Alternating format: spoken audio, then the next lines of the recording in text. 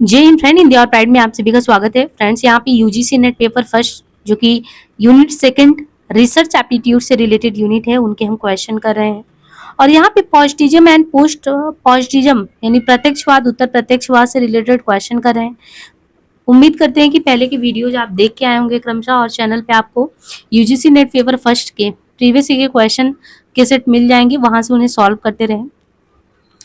तो चलिए हम क्वेश्चन शुरू करते हैं। जब भी एक रिसर्चर जो है शोध की गहराई अगर देखे तो वो किसमें निहित पाता है? शोध के शीर्षक में, शोध द्वारा अर्जित तथ्य में, शोध पर खर्च की गई राशि में, शोध में व्यतीत समय पे।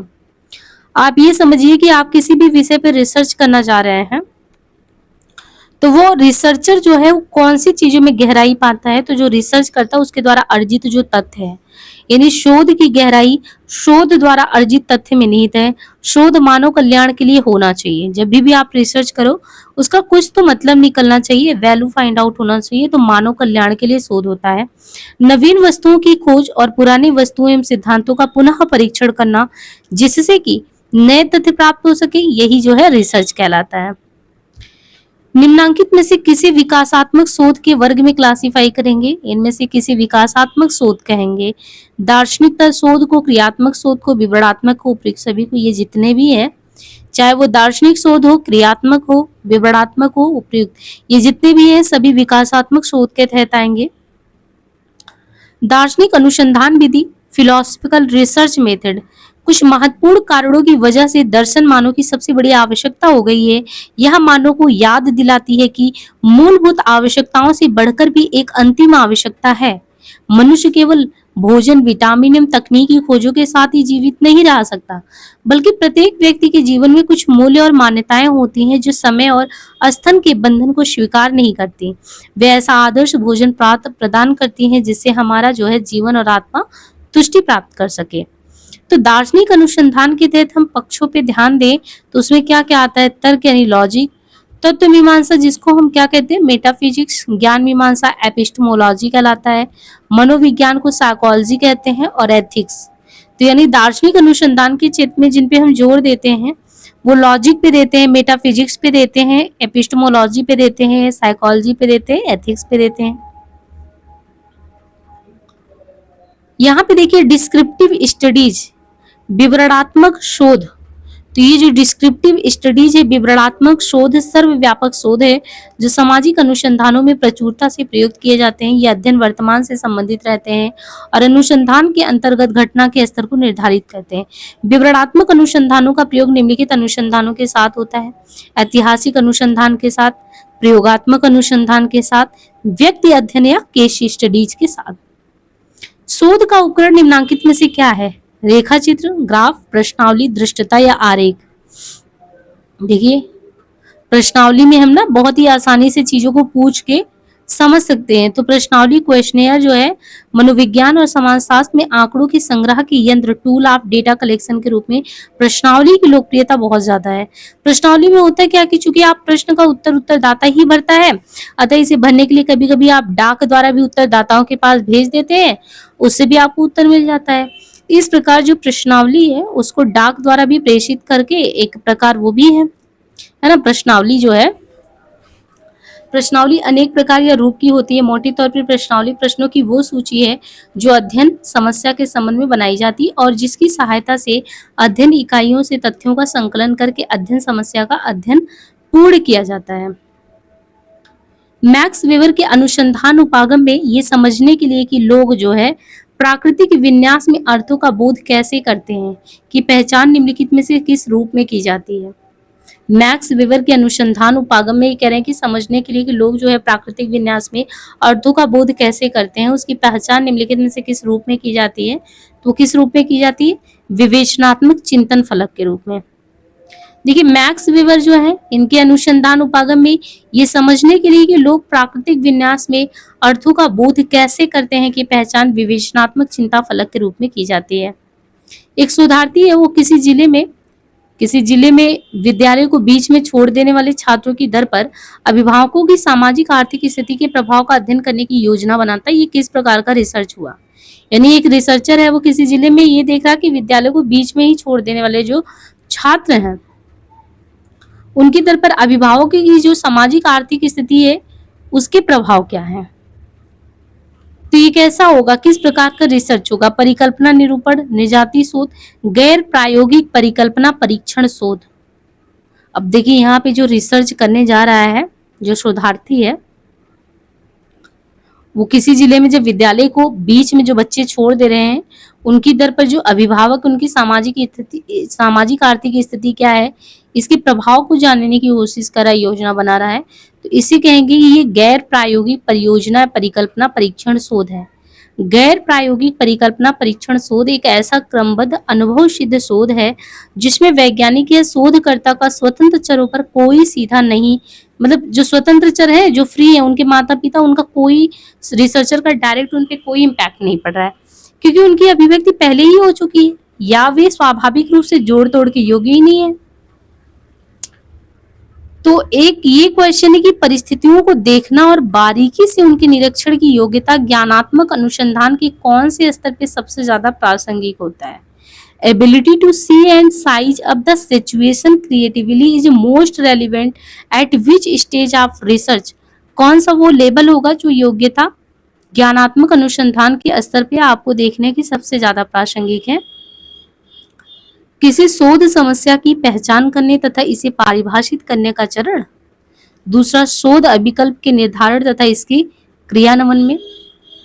तीसरा है शोध परिकल्पना एवं उसके परीक्षण की पद्धतियों के प्रतिपादन में या प्रतिदर्श चयन के बारे में निर्णय लेने तथा तत्संबंधी प्रक्रियाओं की प्रातिनिधिक विशेषताओं को सुनिश्चित करने में। तो यहाँ पे देखिए परिस्थितियों को देखना और बारीकियों से उनके रचनात्मक अनुसंधान का निरीक्षण की योग्यता शोध परिकल्पना एवं उसके परीक्षण की पद्धतियों के प्रतिपादन के संबंध में सबसे ज्यादा प्रासंगिक है।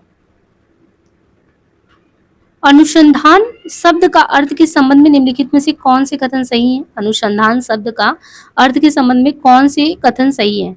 अनुसंधान का तात्पर्य किसी समस्या के समाधान का पता लगाने के लिए शुरू की गई व्यवस्थित क्रियाकलाप अथवा क्रियाकलापों की श्रृंखला है। यह एक व्यवस्थित तार्किक और निष्पक्ष प्रक्रिया है जिसमें परिकल्पना का परीक्षण, आंकड़ों का विश्लेषण, सिद्धांतों की व्याख्या और रचना होती है। यह सत्य के प्रति बौद्धिक जांच अथवा खोज है।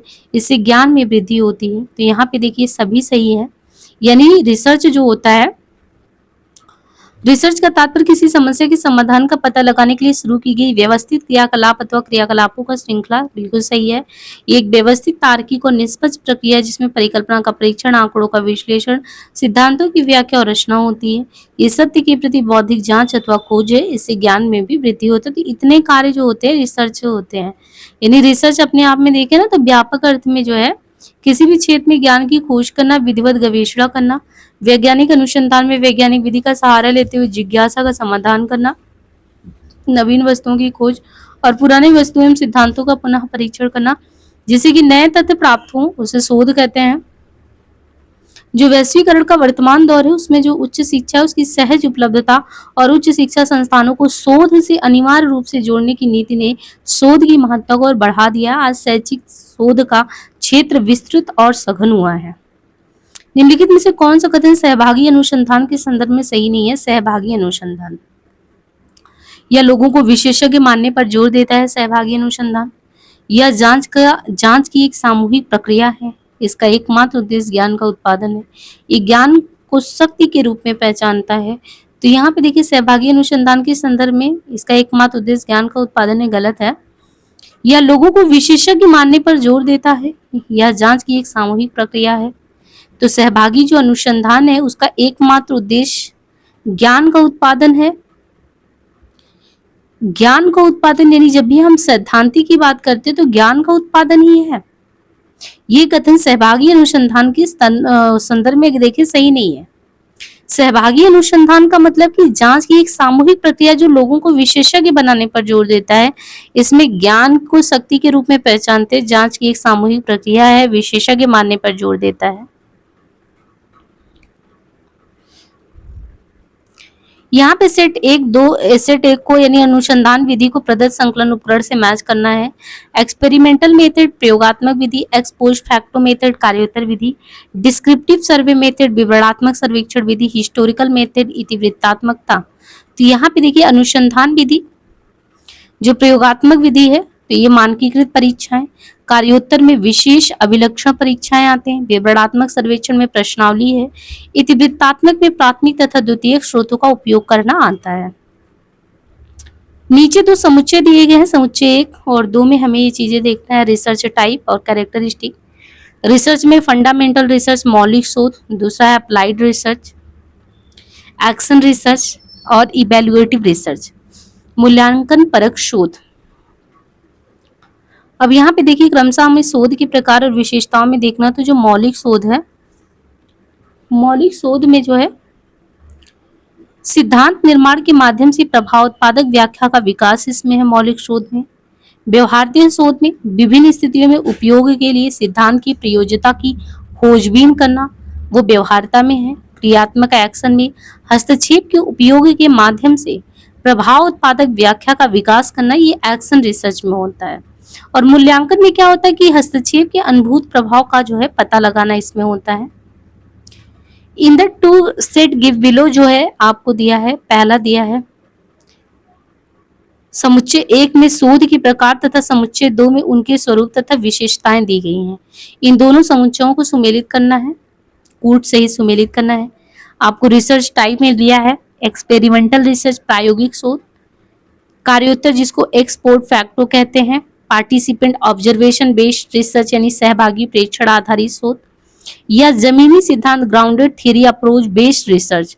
और हर एक जितने भी रिसर्च के टाइप दिए उनके काम पूछे आपसे कि क्या है। जैसे आपने एक्सपेरिमेंटल रिसर्च किया तो ये क्या करता है, बाह्य चरों को नियंत्रण में रखते हुए जो निराश्रित, जो आश्रित नहीं है निराश्रित चर हैं, उनमें जो है शोधकर्ता द्वारा हेर फेर लाकर जो आश्रित चर है उस पर क्या फर्क पड़ता है, यानी वही चीजें एक्स वाई, हमने इसके पहले भी प्रैक्टिकल अप्रोच में ये चीज बता दी है आपको कि कार्य कारण श्रृंखला में उसके उत्तर निकलते हैं।